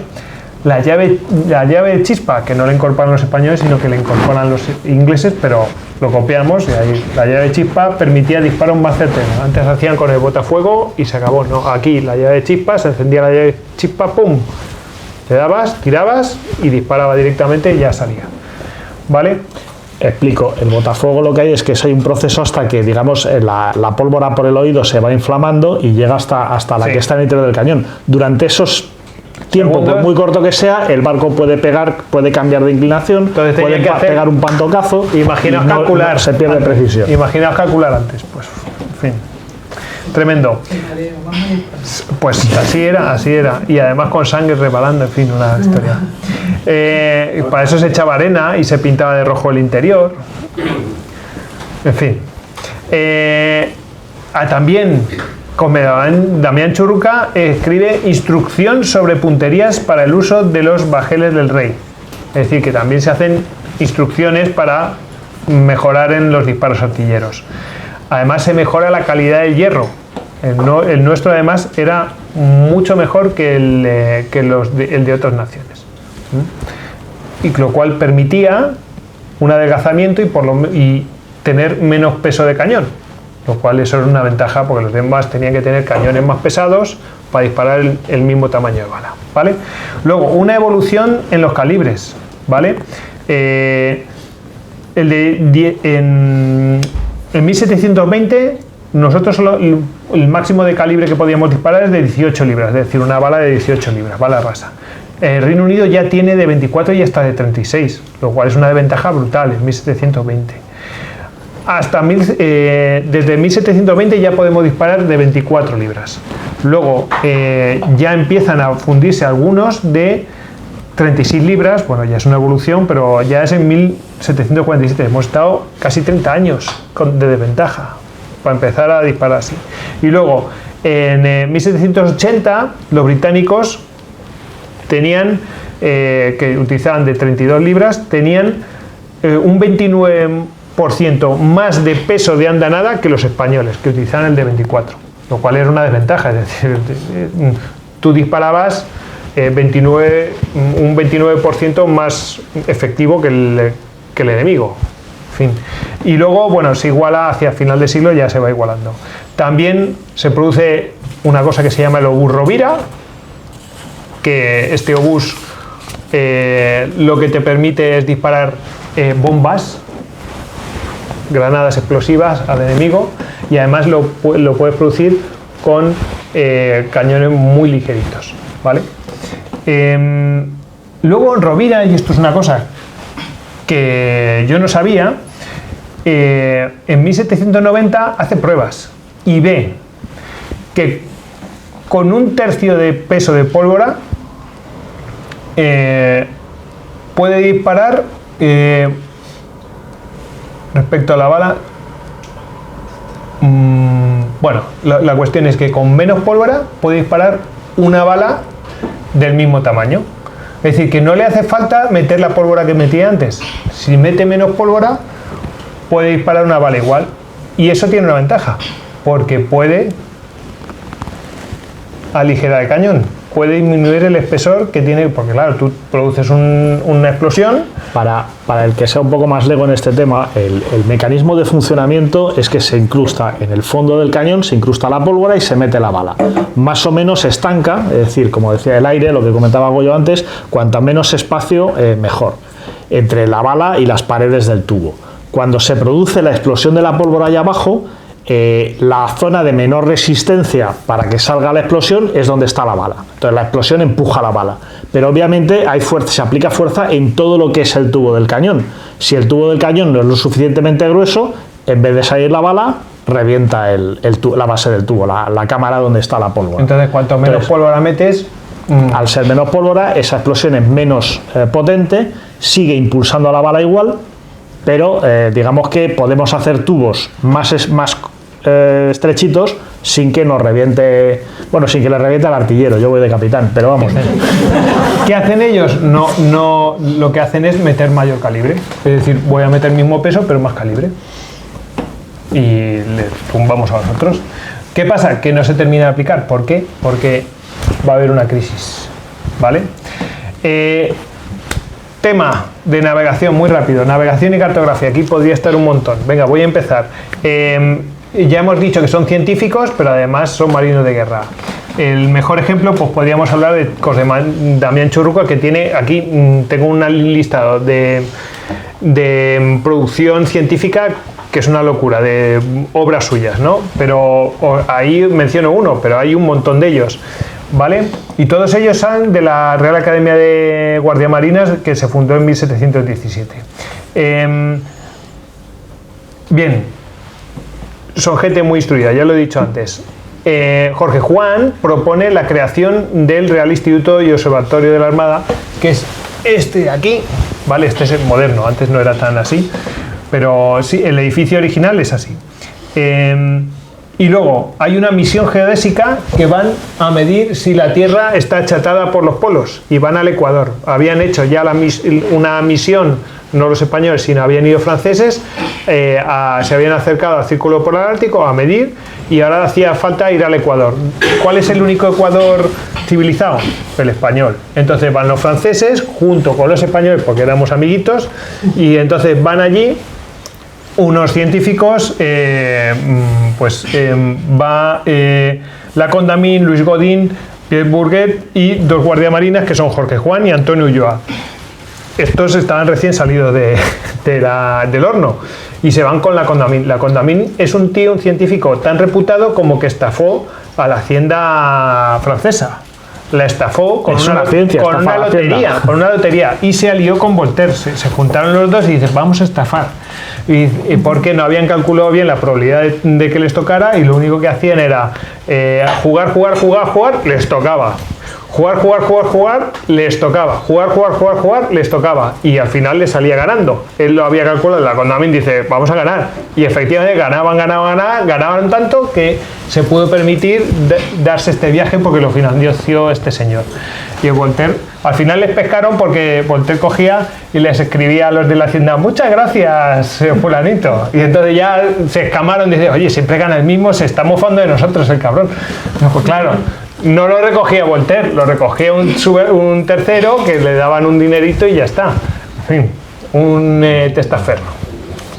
Bueno, a ver, por mencionar, expediciones a la costa noreste de América en 1775, expedición al paso del noroeste en 1779. Oh, por cierto, no os he mencionado, efectivamente la Tierra está achatada por los polos. En realidad está ensanchada por el Ecuador por la fuerza de rotación centrífuga, ¿vale? No fastidies. Sí. Y realmente no es así. La Tierra es una patata espacial. Dadle una vuelta. Más respeto, Goyo. Y yo me dedico a esto. Y luego... a las patatas espaciales. Luego hablamos. Expedición a la costa noreste de Norteamérica en 1775. Expedición al paso del noroeste en 1779. Expedición, el paso del noroeste, ¿sabes qué es? Ir hasta el Pacífico, cruzando por el Atlántico, pero por arriba. No se lo recomiendo a nadie. Que se lo pregunten a los del terror. ¿Vale? Bien, expedición de exploración a Alaska en 1788. Viaje científico y político alrededor del mundo en 1789 por Alejandro Malespina. Esta es la expedición Malespina, ¿vale? En el cual va José de Bustamante, pero también Dionisio Alcalá Galiano, que morirá en Trafalgar, y Cayetano Valdés. O sea, todos ellos que están en Trafalgar. Expedición al puerto, José Bustamante creo que es el que iba en las fragatas estas de las Mercedes y fue capturado. Vale, expedición al puerto de San Lorenzo de Nootka, esto es en Alaska, en 1790. Expedición al estrecho de Nuestra Señora del Rosario, también por allí. Expedición a la bahía de Núñez de Gaona, también por ahí. Real Expedición Filantrópica de la Vacuna, que esta es la expedición Balmis, que es para vacunar de la viruela a todo el mundo. Vale, que esto es un prodigio increíble. Esto es un prodigio increíble. Mira, he puesto aquí una hoja en blanco. ¡Hala! O sea que en temas científicos están a tope. Estrategia y tácticas navales. Voy a ir muy rápido porque me va a pegar. A ver. No, yo no, pero he traído a dos. El imperio español es muy extenso y al principio no tenemos navíos. ¿Cómo hacemos? Como no tenemos suficientes navíos para ponernos de tú a tú, ¿qué hacemos? Pues nos apoyamos en construcciones defensivas marítimas. El mejor ejemplo es el de Cartagena de Indias, donde los pocos navíos que tenemos para poner en contra de los ingleses, pues los pones apoyados con las defensas terrestres.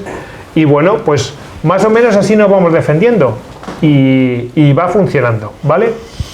Pero aquello no va a terminar de funcionar porque en la Guerra de los Siete, eso fue en la Guerra de la Oreja de Jenkins, que es la Guerra del Asiento, más o menos a mediados de, eso fue en 1741, Cartagena de Indias, eso es un ejemplo que os traigo, ¿no? Claro, es mucho más fácil construir en local, puestos defensivos para proteger las bahías y todo eso y complementarlos con algún navío para estar ahí pegados apoyándose unos a otros, ¿no? Eso es más económico. ¿Por qué? Porque el dinero que está allí lo utilizas para construir ahí y no tienes que recurrir a industrias de no sé qué o llevarlo ahí que te lo puede interceptar o lo que sea. Es mucho más fácil tenerlo local. Lo hace de esa manera. ¿Qué pasa en la Guerra de los 7 años? En la Guerra de los 7 años se intenta hacer lo mismo, pero se pierde La Habana y se pierde Manila. La Habana tenía una protección, el Castillo del Morro era prodigioso, pero aguanta lo que aguanta. Y se ve que ese modelo pues no va, a pesar de que nosotros ya íbamos a intentar ir de tú a tú produciendo navíos. Pero ya se va viendo que esto aguanta lo que aguanta, ¿vale? Bien, aquí tenemos a Mazarredo, el de la izquierda, y ahí tenemos a Antonio Escaño. ¿Vale? Estos son los dos mejores tácticos que hay, que ha tenido España en el siglo XVIII, y ambos pues van a ver ciertas cosas. ¿Vale? ¿Qué van a ver? Bueno, pues ¿qué van a ver? Bueno, todo el mundo va a utilizar. Yo menciono estos dos más que nada para deciros, oye, esta gente sí que sabía lo que se hacía y hay un avance táctico, incluso que están adelantados a su tiempo. Otra cosa es que se produzca o lo que sea, o que ya ven venir las cosas, ¿vale? Entonces, ¿cuál es la táctica naval? Es la de línea, la que os he mencionado antes. Se cañoneaban en paralelo, pero ¿qué pasaba? Esto no era nada decisivo. Normalmente no eran batallas decisivas, eran más bien inconclusas. Es decir, se cañoneaban, gente saliería, perdía piernas, no sé qué, no sé cuántos, pero aquello no iba a ningún lado, ¿vale? Bien, esa es la línea de combate. Ofrece mayor masa de fuego, salvo el primero y el último, todos los demás tienen cubiertas las espaldas y tal. Bien, el almirante además podía comunicarse antes de la batalla, mandaba señales, lo que sea, y todo el mundo las veía, porque después en una melee es más complicado y en la línea van viendo. Luego cuando empieza el humo de la pólvora, pues ya veremos, ¿no? Pero más o menos se podían comunicar. Y si el enemigo intentaba ir a por tu línea, tú le ofrecías toda una pared de cañones contra él. Entonces, hasta que se acercaba, le podía pelear. Y eso, si llegaba hasta ahí, muy probablemente se iba a quedar ahí. no iba a poder atravesar al otro lado, porque tú tenías una línea que le estabas cerrando. Entonces ahí tenía que sufrir, porque tú, el otro iba ofreciendo pocos cañones y tú toda una línea de cañones de un montón de barcos que en los laterales además llevaban más. Bien, salvo anomalía, aquellos eran combates inconclusos, porque todo el mundo se ponía en paralelo y hacía lo mismo. Y aquello era una ortodoxia, nadie se podía salir de eso, ¿vale? Nadie se podía salir de eso y tenían que ir en la línea de batalla solamente navíos de línea, no podían ir fragatas porque no eran rival, ¿vale? Bien, pues un jesuita dice, oye, ¿y qué tal si intentamos en 1696, ¿no? Este fue el que lo inventó, ¿no? Y aquello se convirtió en una ortodoxia de un jesuita friki, porque esto no se dedicaba al tema de navegar. Pues ahí el tío propuso eso y pues al final se fue convirtiendo en ortodoxia y el que se saliera de eso pues podía tener un consejo de guerra, vamos. Vale, valía ganar la batalla. Tal es así que le ocurrió a Matthews, a Keppel o a un tal Byng que directamente lo colgaron, ¿vale? Lo importante... Dice, bueno, ¿y para qué yo quiero tener batallas no decisivas? Porque era muy importante tener la fuerza en potencia. Hay batallas que tácticamente tú puedes llegar a perder, pero es derrota táctica, pero es una victoria estratégica, ¿vale? Es no concluso, yo sigo por aquí, el otro sigue por acá, pero a mí no me impide, por ejemplo, desembarcar las tropas. Es decir, nadie gana la batalla, más o menos en tablas, pero yo desembarco las tropas. Eso ocurrió en Menorca. Y a Byng lo colgaron. Vale, también es que le tenían ganas, ¿eh? Hay que decirlo. No impidieron ahí intentó él oponer, es verdad que tenía fuerzas inferiores, intentó poner fuerza, intentó oponerse, pero no pudo impedir que la Armada francesa desembarcara 15.000 hombres y tomaran Menorca. También se enfrentan de Grasse y Graves en la guerra de independencia estadounidense en la batalla de Chesapeake, muy cerca de Yorktown. ¿Qué van los ingleses? A romper el bloqueo que tienen los otros. Se meten, vamos a ver, se meten ahí, los ingleses se meten ahí en Yorktown y quedan copados por las fuerzas coloniales. Y esperan que les socorran desde el mar, la Royal Navy, pero ahí están los franceses y entonces los franceses están bloqueando ahí que nadie les socorra y vienen los ingleses a romper el bloqueo y ¿qué hay? Una batalla. ¿Cómo terminó la batalla? Inconclusa. ¿Quién ganó? Pues en realidad ganaron los ingleses, o sea, los franceses. ¿Y quién ganó en realidad? Estados Unidos consiguió su independencia. ¿Por qué? Por una batalla inconclusa, o sea, no va a ningún lado. Tablas. ¿Vale? Así que la línea de combate será la táctica reina del siglo XVIII. ¿Qué hay también? Bueno, ya si te quieres lucir, pues haces doblar la línea. Doblar la línea es, en cierto punto del enfrentamiento, según dice Guillermo Nicea, hace una definición muy buena, también intentaban doblarle la línea a la escuadra opuesta, es decir, le vas por el otro lado también y le pillas con los navíos por entre dos fuegos. ¿Por qué? Porque si a un navío le pillas entre dos fuegos, la gente que opera, hay que decir que la gente que operaba los cañones operaba un lado del cañón, el otro lo dejaba, o sea, la otra banda de cañones la dejaban vacía, o sea, no estaban trabajando esos cañones. Entonces, esa gente operaba mejor esos cañones que si se tienen que dividir y operar los cañones de ambos lados. Van a disparar menos disparos. No sé si me explico, es decir, si tú tienes que disparar con el mismo número de hombres, el doble de cañones... Cada dotación manejaba dos cañones, el de estribor y el correspondiente de babor. Sí. Entonces, si tú tienes que manejar dos, pues te van a abrir el doble. Entonces, si te pillan por dos lados, está vendido.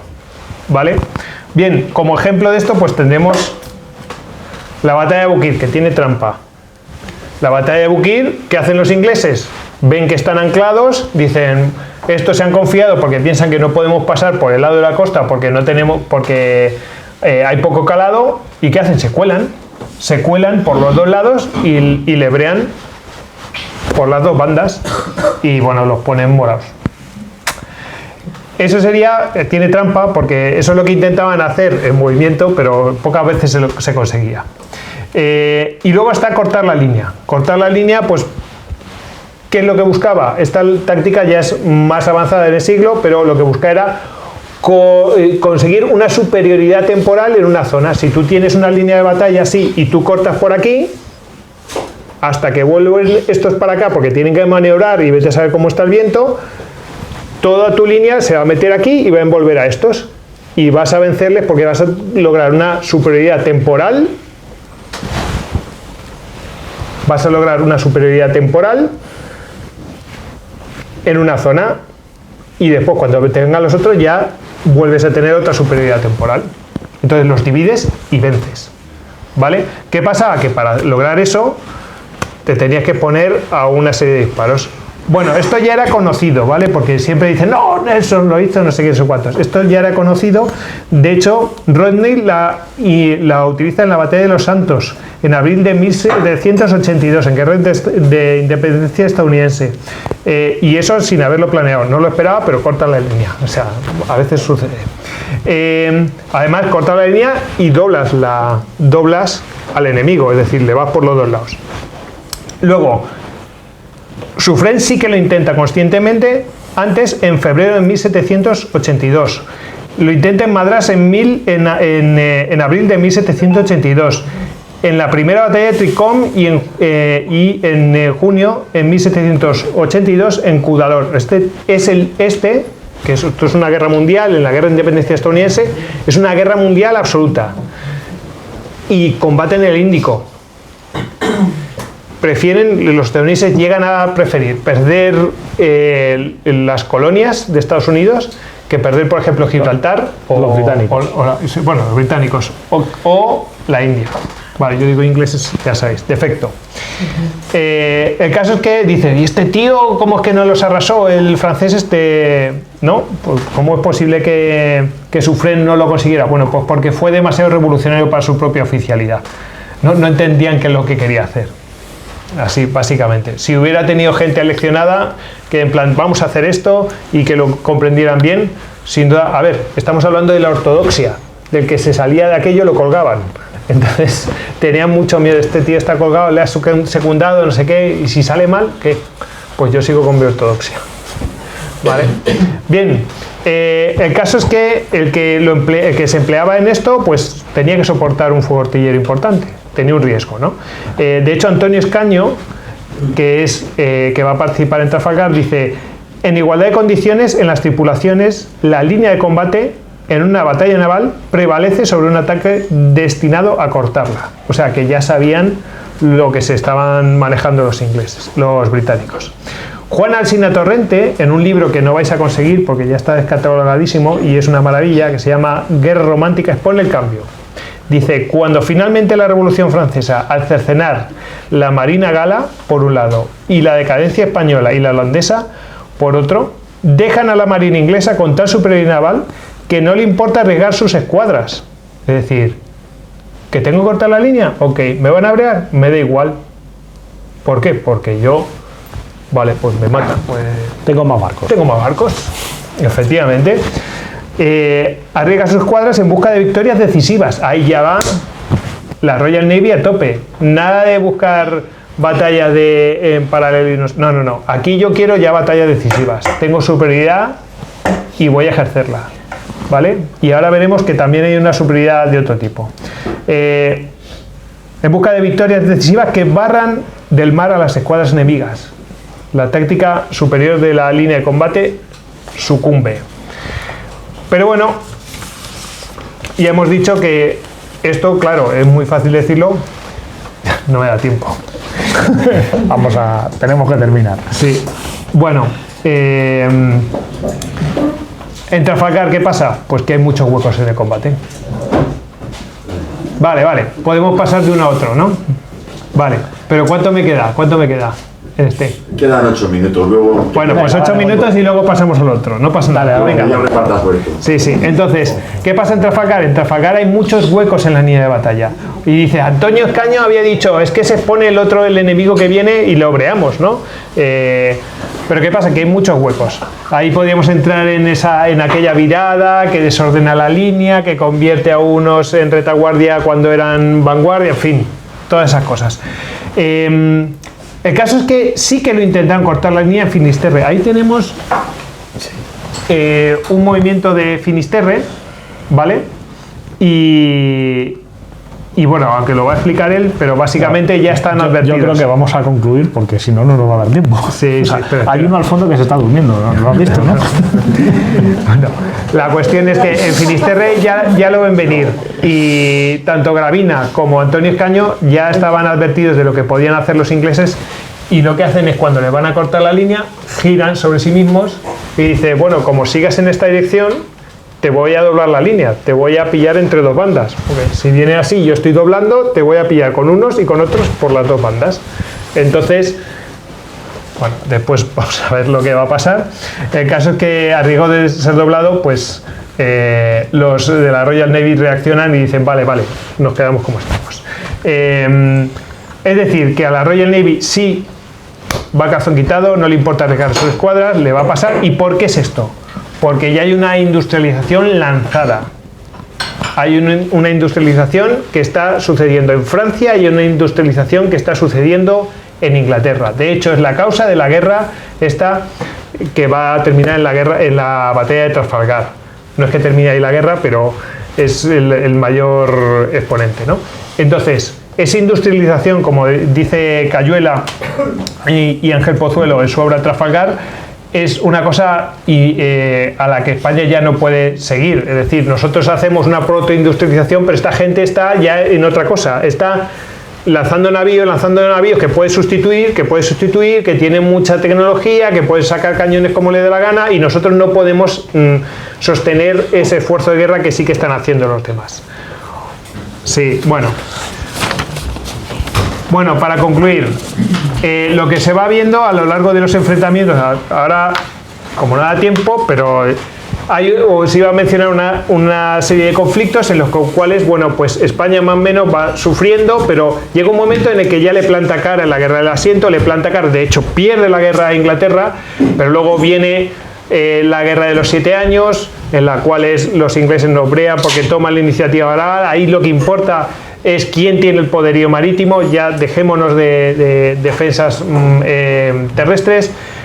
Se la devolvemos, tomamos nosotros la iniciativa, porque ya hemos aprendido de la guerra de los 7 años, tomamos la iniciativa con los franceses que nos habían dividido, que los ingleses nos habían dividido a los franceses y españoles, y en este caso tomamos la iniciativa, juntamos nuestras escuadras y ahí los que llevamos la iniciativa a partir de entonces somos nosotros. Lo que decía el Senado, ¿os acordáis? Tenemos que ser tanto o más que los ingleses, pero con los franceses, ¿no? Entonces ahí en la guerra de independencia les damos, estadounidenses les damos pal pelo. Y en la siguiente, que es la guerra anglo-española, ahí nos bloquean los ingleses, se dedican a hacer una guerra económica, nos bloquean y nos hunden, porque la economía se va al traste, como demuestra Rafael Torres en su obra Historia de un triunfo. Ahí es cuando la escuadra española, a pesar de tener toda la industria naval y los mejores oficiales y todo eso, no puede sostener la guerra. ¿Por qué? Porque no tiene economía para sostenerla. Se va al erario a la porra. Y cuando tienes que empezar a hacer recortes, ya no tienes suministradores, no tienes a nadie que te dé nada. Y al final se va toda la porra y no puedes mantener ni siquiera los propios navíos, ni siquiera pagar a los oficiales como se explicita en Trafalgar. Entonces, cuando ocurre la batalla de Trafalgar, el problema que hay no es que perdamos esa batalla, que se pierde. No es la cantidad de navíos perdidos, que no es tan así. El problema es que no los podemos reponer, ni siquiera mantener. De hecho, el Santa Ana termina ni siquiera desguazado, se cae solo, porque no se mantiene, ¿vale? Y es porque no hay pasta. Y esa es la verdad. Pero bueno, la Armada contraataca. ¿Por qué? Porque en 1751 teníamos 18 navíos y 15 embarcaciones menores. En 1755, 35 navíos. En 1758, 44 navíos. En 1761 teníamos 49. En 1778, 67. En 1794, 76 navíos. En 1805 caemos y tenemos 54. pero eran los mejores, pero ya ha decaído. Y en 1898 ya ni te cuento. Sí. El caso es que esto es la historia de un triunfo, como tituló Rafael Torres, hasta que llegó la realidad industrial. Y esto es todo lo que tengo que decir, y voy a mencionar bibliografía muy rápido. Esto es lo que tenía que explicar antes. Mira, esta diapositiva, ay, que no puedo volver atrás. ¿Esto cómo va? Aquí. Vale, ¿veis? Esta es la evolución. Fijaos, casi les hemos pillado ahí, a la mitad. Estamos ahí. Fijaos cómo empezamos, la línea pequeña, y cómo ha crecido y cómo vamos con la Royal Navy, respecto a otras marinas, ¿no? Y esta es la bibliografía que hemos utilizado.